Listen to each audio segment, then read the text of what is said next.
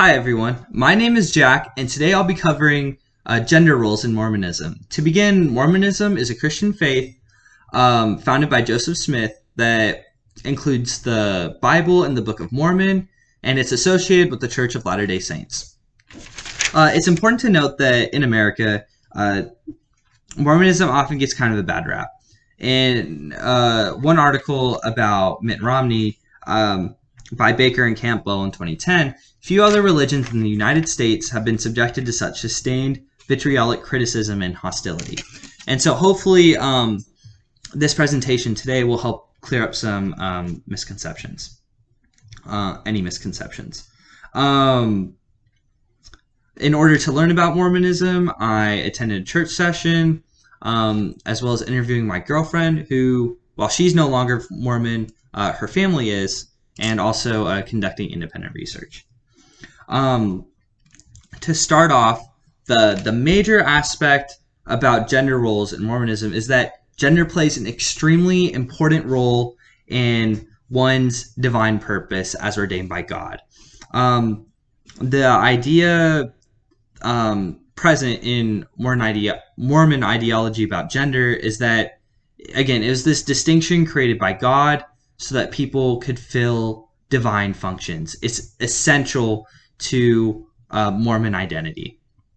When it comes to men, this takes the form of priesthood, as explained by my girlfriend. This is called the Aaronic priesthood, in which boys receive a blessing from God that at its lowest levels allows them to distribute the sacrament, and at its highest levels would allow someone to serve as a bishop or an even higher position in the church. As Hinderaker, in a 2017 article on ordaining women, explains, unlike other Christian faiths, Mormon priesthood is not solely the providence of the clergy, but of all male members.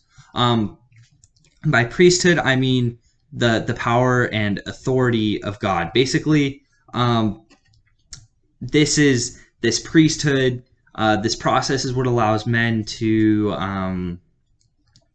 act on God's behalf, to become somewhat nearly divine, and because of this, there are certain male values typically associated with this priesthood. These would include serving as the protector for one's family as well as the provider. In contrast, for women, the equivalent of priesthood is motherhood, and that's how one attains divinity in a sense. As explained by Chen in their 2014 article about Mormon advertising, unlike their male counterparts who hold the priesthood or the power of God to implement religious ordinances and preside in God's work, Mormon mothers achieve divinity through fulfilling their roles as wives and mothers. To bear and to rear are considered women's most divine, noble, and holy responsibilities, since women have the maternal capacity to bring spirits on earth and to raise them in righteous Latter-day Saints households. So once again, we see this idea of gender as an extremely important factor in one's identity and one's destiny. In Mormonism, the idea of purpose and the idea of gender are largely inseparable.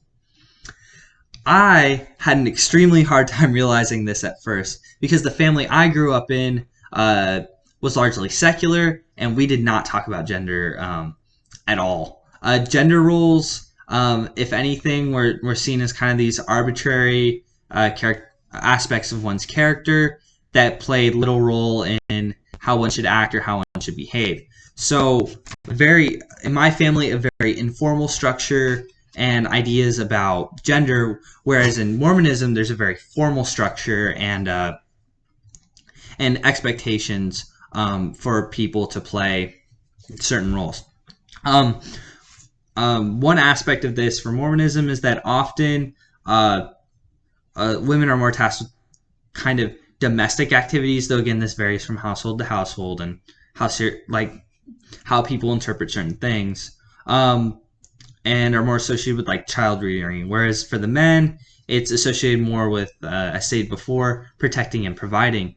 Ironically, in my family, it's completely the opposite. My mom's the one who's the provider. She's the one who's making the decisions, kind of the top dog, whereas my dad is the one who could be considered, I guess, more domestic or more of a, I guess, stay-at-home dad, even if he does have his own job, where he was cooking a lot of the meals, he was preparing that for us, and so kind of this completely different ideas of culture between my culture, between the culture I grew up in and my girlfriend's. And something that's important to note is that my girlfriend is no longer Mormon, and actually a large part of this had to do with gender roles. She didn't like, she saw the gender roles in Mormon as extremely rigid, and that was something that eventually became too much, especially when she saw the church. From her understanding of the church, she reasoned that the stance many members took on LGBTQIA plus issues was just something that she cannot agree with, something that she cannot stand for. And so gender roles played an important role in why she's no longer part of that religion. And actually in my own family, I've heard with my grandma that because she self-describes her childhood as being very tomboyish. Again, the words of my grandma, not mine. And that she always took pride in doing anything the boys could do. She could do it. She's like, I don't care, I'm a girl, I can do anything. I love my grandma. She's absolutely great, and I love that about her. But that was something that actually did not sit well with her family. And from what I've heard, that was part of the reason why my grandma and her family aren't in communication today. Because she did not like she did not like their presentation of gender roles or the norms that existed in her culture when she was growing up. And so I actually see a tie between my grandma's experience and my girlfriend's experience, in that eventually at some point they did not, their appreciation for gender roles within their culture gave way to hoping for, I guess, increased freedoms and means of expressing oneself.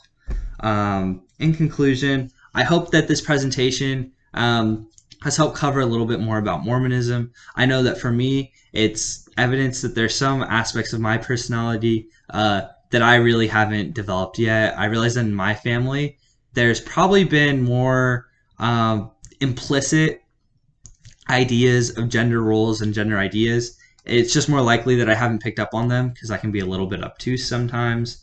But another thing I realized too is that culture isn't something that we can really choose to be born into, but it is something that we can kind of choose to adapt. It's a very subjective process. And to evaluate someone on the basis of their culture alone, or to make judgments on the basis of that culture, is extremely arbitrary and lazy, and quite lazy, to be honest. It's really easy to make mistakes when analyzing someone else's culture, but the best thing that someone can do to help out with that is just to interview someone from the culture that they feel comfortable with, or to read up on a couple articles online. It can make all the difference in the world.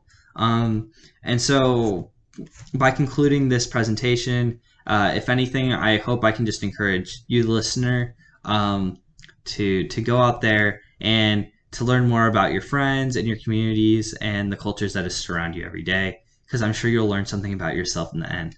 Thank you.